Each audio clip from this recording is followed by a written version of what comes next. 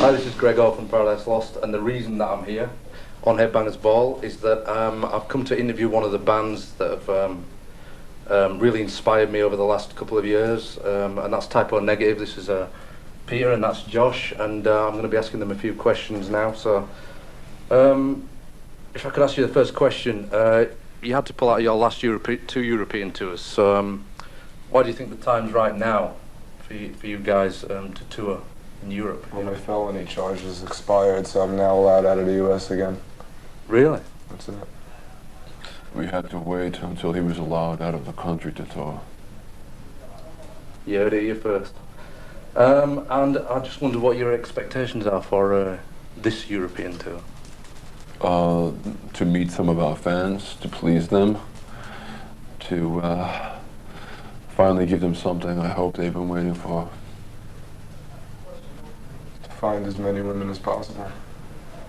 I can identify with that. I wondered why you think the press and media have misunderstood and misrepresented you in the past, and possibly in the future as well. But Well, because everyone needs a scapegoat, and you think you are that scapegoat? Apparently, and I'm the type of person who speaks my mind. I'm not afraid of the consequences. Unfortunately, the people who write such things about Typo Negative and myself do not have the balls to come and say them to my face, and I wish they would, because I have something for them. I really don't care what people think of me, because I really don't care about anyone else but myself. You don't want anyone to think of you in any way, or the band? You know, I didn't form this band to be perceived in a certain manner. However people want to take me is subject to their own interpretation. And I'm not here to psychoanalyze people. And so whichever way people take us is up to them, good or bad. It doesn't matter to me or us. We do what we do. If people love us, great. If people hate us, great. It's a free world. It's a good outlook. Good outlook, if you ask me, that as well. So, your old drummer left the band. So can you tell us a little bit about his replacement? Johnny, I believe he's called. His name is Johnny Kelly, and the reason why our ex-drummer left the band is because last year around this time, Typo Negative broke up for about a month while we waited for our AIDS tests to come back. They all came back negative, and so we figured, well, there's reason to continue. And during the interim, Sal found a better gig with Life of Agony. Right. And so he's off doing his So his thing. came through positive then?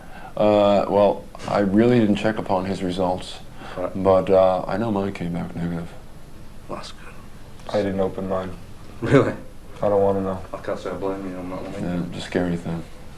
Bit of a loaded question here, but you say you hate everyone, apparently. So I just wondered why.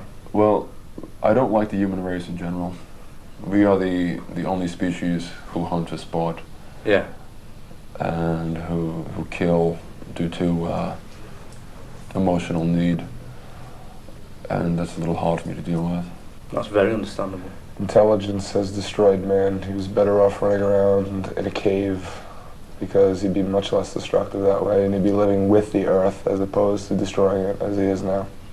Well, that's the answer I was hoping to hear, because I like that, you know, I like the answer there, because I totally agree with you there. So. Thank you. I just made it up on the spot, but thank you. Really? Yeah. Must point out that I agree that this last album is more depressive, and the definition of depression is anger turned within. You can't stay angry all of your life because it takes too much energy, and there are better things in life to expel energy on than being angry at someone or something. So this pain that I felt in the past has seeped into me, and I've turned it in on myself, which is where it belongs.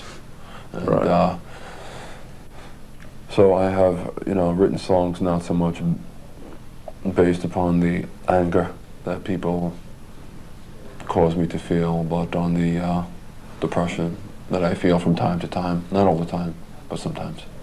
So it's a release, putting it into the songs, or is it, I mean, you're not going to let it like eat you away or something? Well, it is sonic therapy. I mean, it is either write songs for Typo Negative or pay some psychotherapist $50 to go and tell him or her my problems for 45 minutes every week. And it's a lot cheaper to write songs with the band.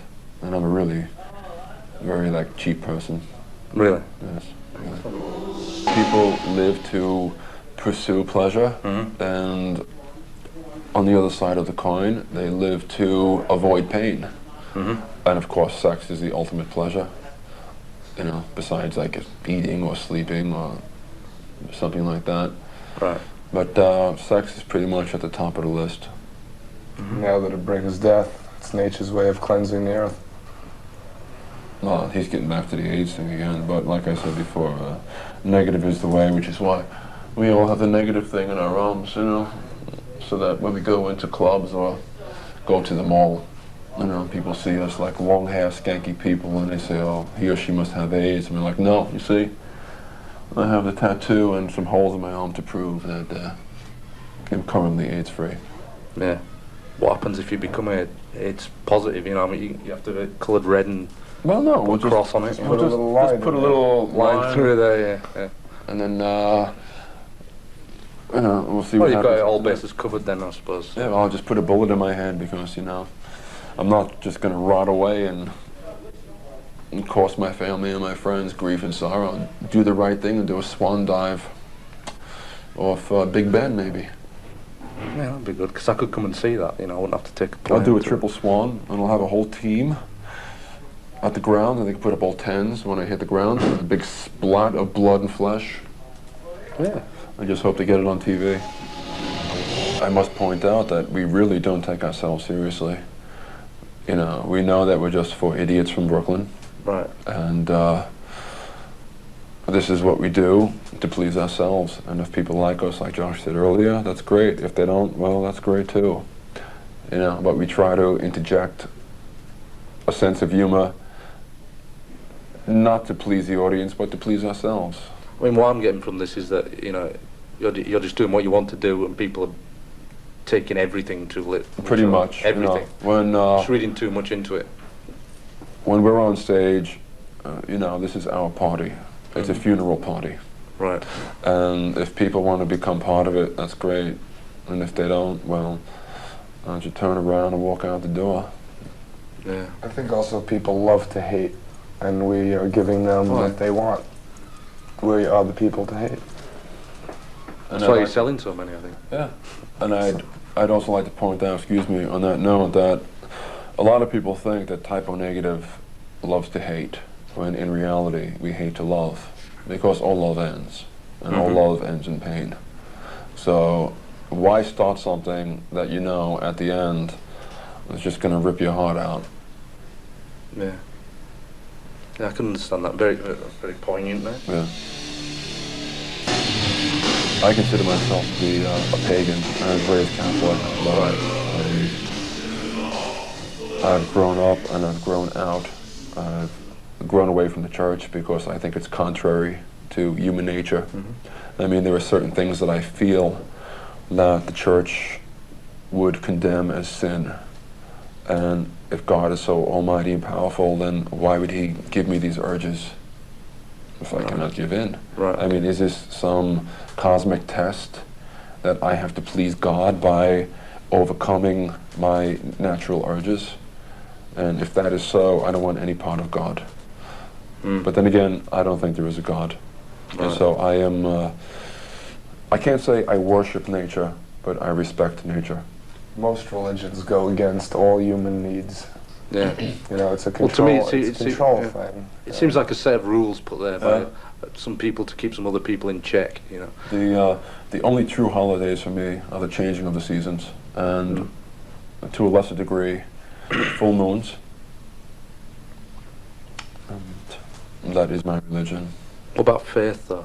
I mean, if it like heals people internally, you know. Faith is hope, I would think. You know, like you hope to something after life. You hope that something better is going to come along. I don't believe in any of that. I think that if you want something, you have to go and get it. No one's going to give it to you. No God, no spirit, no nothing. I think that people raise themselves to what they think they are. I mean, I know people who are brilliant but lack confidence, and other people treat them like dirt simply because they lack confidence, yet they have more brains than 10,000 people combined. And on the same token, I know morons who are blessed with complete arrogance and confidence, and that persona gets them through everything because people just love them because they think who they are. So I think if you want something out of life, you have to go and get it yourself because no one's going to give it to you. And I found it out the hard way.